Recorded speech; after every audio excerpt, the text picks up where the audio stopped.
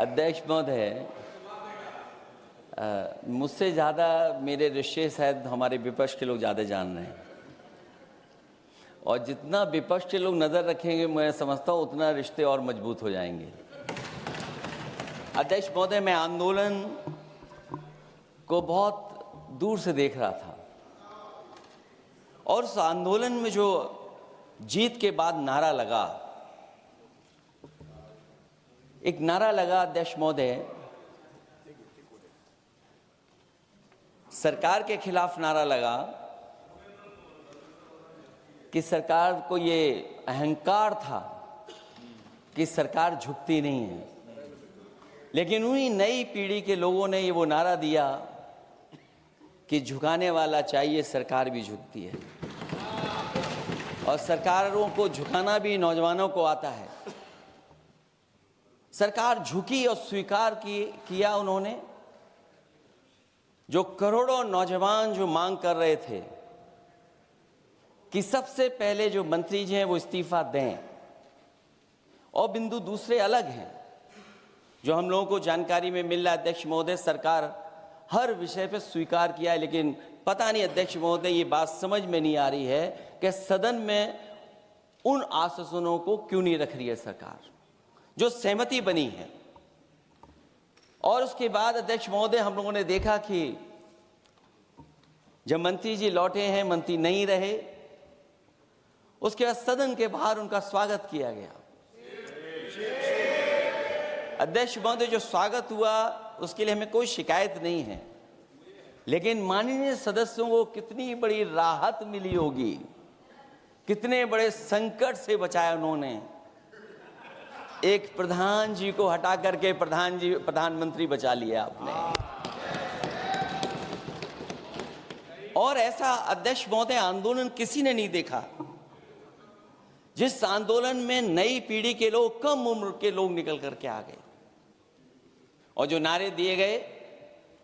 ये सरकार पिछले कई वर्षों से नकारात्मक प्रचार पर टिकी हुई थी, नकारात्मक राजनीति करती थी, और न जाने कितने हजार करोड़ रुपए खर्च किए होंगे सरकार ने नकारात्मक राजनीति के लिए।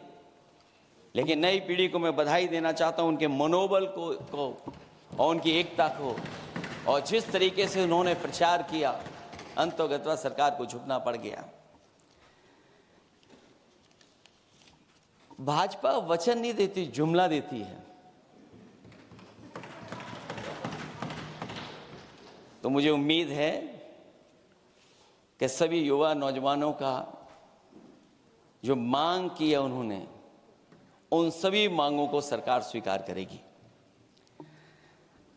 और सरकार ये भी स्वीकार कर लिया होगा कि कोई दल मजाक में बना तो कितनी बड़ा दल बन गया।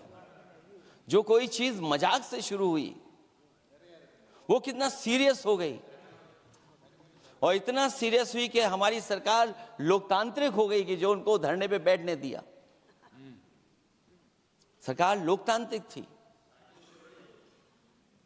कि उन्हें धरने पर बैठने दिया। हमने वो भी समय देखा है कि जहां पर धरने पर नहीं बैठने दिया, वर्षों वर्ष लोग बैठे रहे धरने पर, उनकी सुनी नहीं गई। इसी दिल्ली को घेरा था किसानों ने, और सरकार को लगा कि चुनाव आ गया तो सरकार ने तीनों काले कानून वापस ले लिए। जब सरकार घबरा जाती है, डर जाती है, तो सरकार स्वीकार कर लेती है। इसीलिए वो नारा मुझे अक्सर याद आता है कि झुकाने वाला चाहिए, सरकार भी झुकती है। जो विषय लाया गया है कि prevention of unlawful means act, सरकार को कम से कम ये बताना चाहिए था कि 2024 में जब ये लेकर के आए थे तो आज 2026 में कैसे पेपर लीक हो गया। और केवल गिनती के 1-2 पेपर लीक नहीं हुए हैं। ये ऐसा आंदोलन रहा जिसमें मां बाप और नई पीढ़ी के लोग सब जुड़ गए। अगर हम ये माने कि 20 लाख बच्चों ने परीक्षा लिखी थी और उनके घर परिवार के सदस्यों को हम इसमें जोड़ दें, दादा दादी, माँ बाप और परिवार का कोई सदस्य, तो 5 लोग प्रभावित थे। और 5 गुणा 20 1 करोड़ लोग नाराज हुए सरकार से। और अक्सर हम पॉलिटिकल लोग हैं, हम लोग जानते हैं जब कभी आंदोलन करते हैं तो कितनी तैयारी करानी पड़ती है, गाड़ियों का इंतजाम, खाने का इंतजाम और इंतजाम। लेकिन ये पहला आंदोलन देखा कि जिसमें माँ बाप भी जुड़ गए और कहा कि जाओ बच्चों आंदोलन करो, हम आपके साथ हैं। ये पहला आंदोलन ऐसा देखने को मिला है। और केवल दिल्ली में नहीं हुआ ये, केवल दिल्ली में नहीं हुआ ये। अगर ये बात गलत है, अगर ये बात अध्यक्ष महोदय गलत लग रही है तो देश के होम मिनिस्टर साहब को ले आइए, वो सब एक्सप्लेन कर देंगे।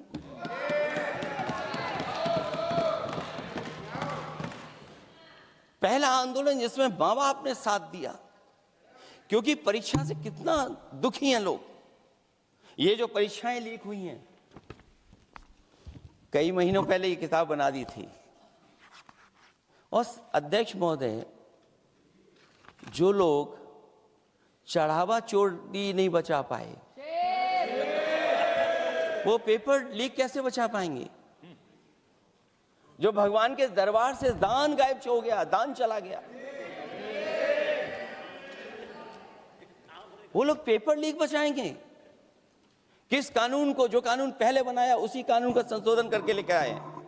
किसकी आंखों में आप धूल झोंक रहे हैं? और अगर कानून से बच रहा होता तो भाजपा की 10 साल की सरकार में 20 परीक्षाएं कैसे लीक हो गई?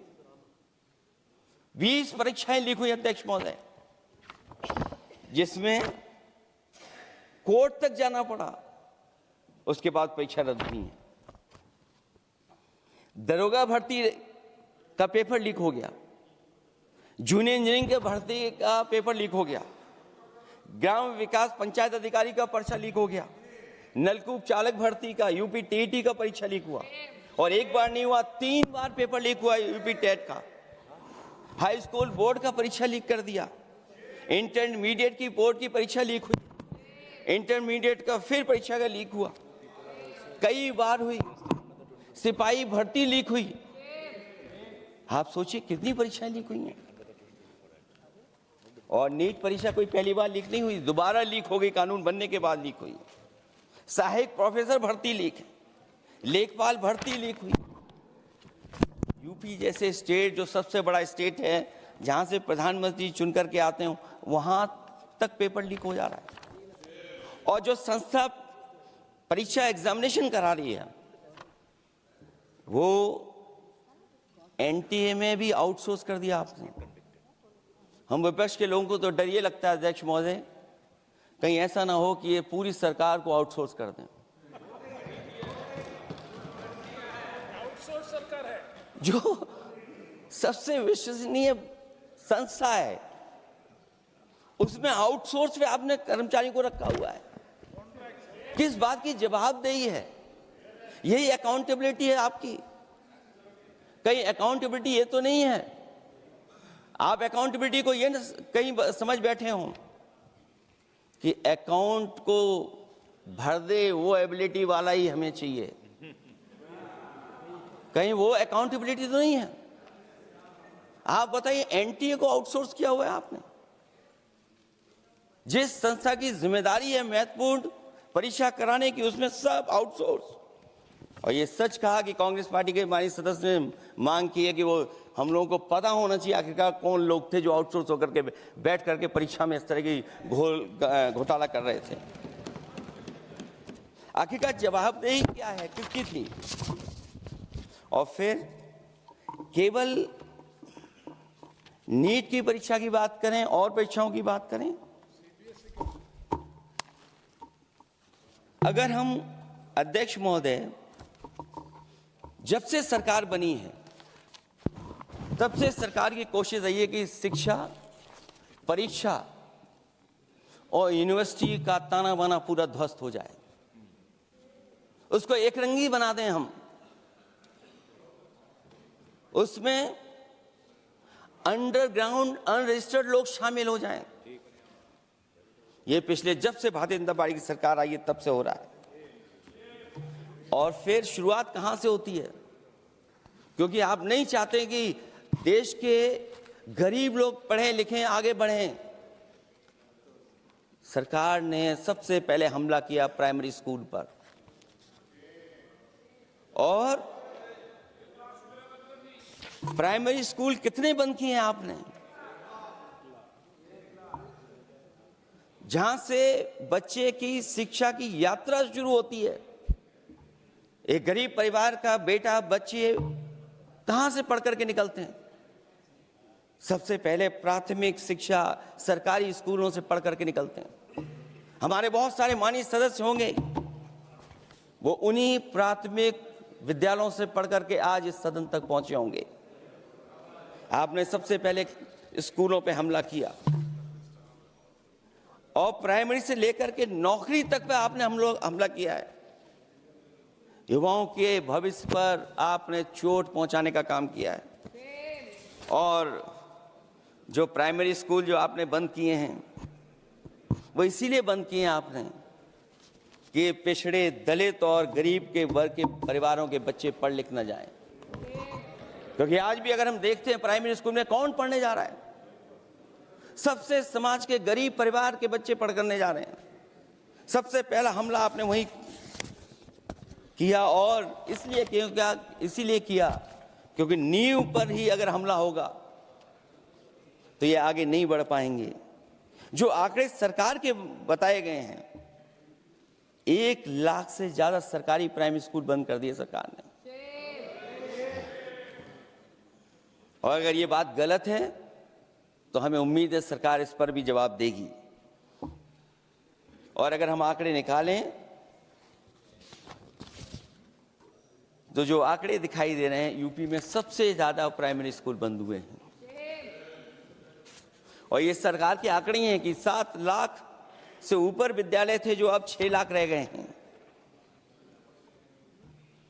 और यूपी में तो सबसे ज्यादा बंद हुए हैं। उत्तर प्रदेश में 26,386 सरकारी प्राइमरी स्कूल बंद कर दिए सरकार ने। और केवल प्राइमरी स्कूल बंद नहीं किए हैं, नौकरी पे भी हमला किया है।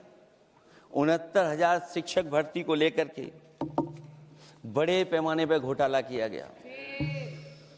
और घोटाला इतना बड़ा है कि वो सभी कोर्टों में गए हैं और पिछले कई वर्षों से आंदोलन कर रहे हैं। कोई स्थान नहीं बचा अध्यक्ष महोदय जहां पर वो शिक्षक भर्ती के लोग न गए हों।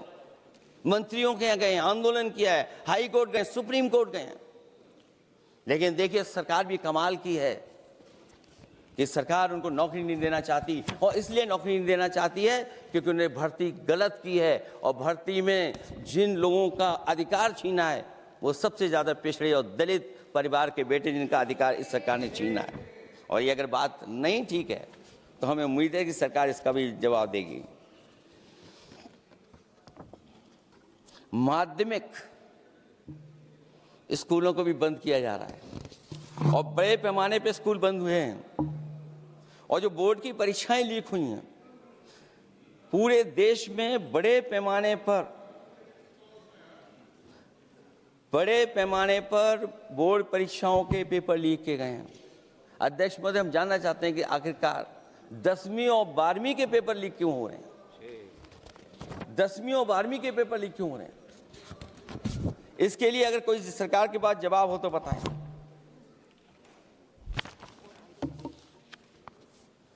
और जो बच्चियों ने जान दी है नीट की परीक्षा में, जब परीक्षा का पेपर लीक हो गया है, अध्यक्ष महोदय, मैं अपनी तरफ से, पार्टी की तरफ से और सभी की तरफ से उन्हें श्रद्धांजलि देता हूं। और हमें उम्मीद है कि सरकार उन बच्चों की मांग मानेगी जिन बच्चों ने ये शर्त रखी है कि उनके परिवार के लोगों को 1 करोड़ मुआवजा दिया जाए।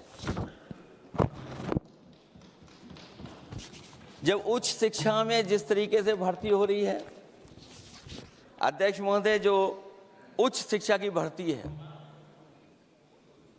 उसमें जो अपॉइंटमेंट हो रहे हैं उनके बारे में तो क्या चर्चा करें कि जब संस्था पे सबसे ऊपर बैठा व्यक्ति ही अन्याय करेगा तो पूरी संस्था में अन्याय होगा।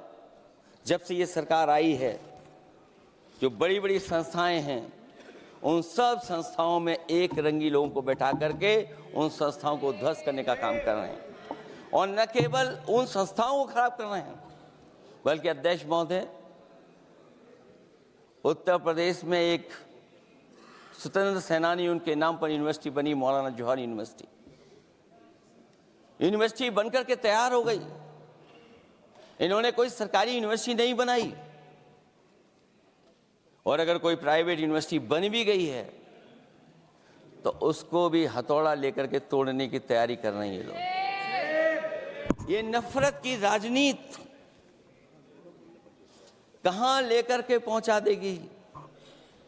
और जब से बीजेपी की सरकार आई है तब से नफरत की राजनीति और दूसरे लोगों के साथ किस तरह का व्यवहार हो रहा है, उन्हें कहीं भी न्याय तक नहीं दिला पाई सरकार। और जब नौकरी की बात आ जाए तो अध्यक्ष महोदय, अग्निवीर भर्ती में भी जो हर साल में कितनी भर्ती होती थी, कभी 80,000 भर्ती हुआ करती थी, अब भर्ती केवल 10,000 हो पा रही है। आखिरकार अध्यक्ष महोदय, सरकार नौजवानों की पढ़ाई और नौकरी पे हमला क्यों कर रही है? और नौकरी पे हमला क्यों हो रहा है? जब आप ये कहते हैं कि हमारे नौजवान हमारी डेमोग्राफिक डिविडेंड बन करके आए हैं, कहीं यही नौजवान हमारी आपदा न बन जाए, इसके बारे में भी सरकार को सोचना चाहिए। और मैं ये जरूर कहना चाहता हूं कि अध्यक्ष महोदय, अगर शिक्षा अच्छी होगी, परीक्षा सच्ची होगी, तो तरक्की भी पक्की होगी। और ये तरक्की नहीं चाहते हैं, इसीलिए शिक्षा पर और परीक्षा पर हमला कर रहे हैं। मैं इन्हीं शब्दों के साथ अध्यक्ष महोदय आपका धन्यवाद देता हूं। और जो बिल लेकर के आए हैं आप, बिल तो 24 में भी लेकर के आए थे आप, जो 24 में बिल लेकर के आए थे, उसके बाद नीट परीक्षा का पेपर लीक क्यों हो गया, ये आप बता देना मंत्री जी। आपको एक कानून बनाने के बाद दूसरा कानून बनाना पड़ रहा है, ये क्या वजह है? और आपको मंत्री जी का स्वागत इसलिए करना पड़ रहा है कि आपको संकट से बचा लिया। और अगर अखिलेश जी तो समाजवादी है। मैं पूछना चाहता हूं कि छात्रों का आंदोलन के बाद सरकार उनका बात सुन के पार्लियामेंट में बिल लेके आता है, ये अच्छा है? या जो आंदोलन होता है तो उसको कुचलने के लिए देश में इमरजेंसी लगा देता है, वो अच्छा? आप बता दीजिए।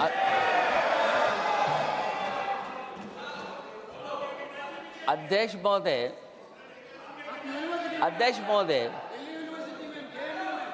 महोदय, मैं इमरजेंसी को तो नहीं देखा हूं, लेकिन इमरजेंसी में क्या क्या हुआ है वो अभी दिल्ली की राजधानी में भी देखने को मिल गया है। आंसू के गैस के गोले और लकड़ी में लगा हुआ कुछ कील का और कांटे की चीजें, उस समय करंट नहीं लगाया जाता था, इस बार करंट लगाया गया है।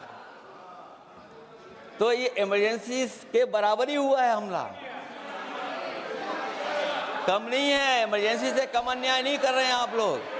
और याद करिए अध्यक्ष महोदय, अगर इमरजेंसी इन्हें याद आ गई है, अगर इमरजेंसी अध्यक्ष महोदय ने याद आ गई है, तो इमरजेंसी के बाद भी परिवर्तन हुआ था और हमें भरोसा है कि इसके बाद भी परिवर्तन होगा। और अध्यक्ष महोदय, मैं आखिरी में कहना चाहता हूं, कानून से नहीं, नियत साफ होगी तब नीट का परीक्षा साफ होगी। सवाल कानून का नहीं है, आपकी नियत साफ नहीं है।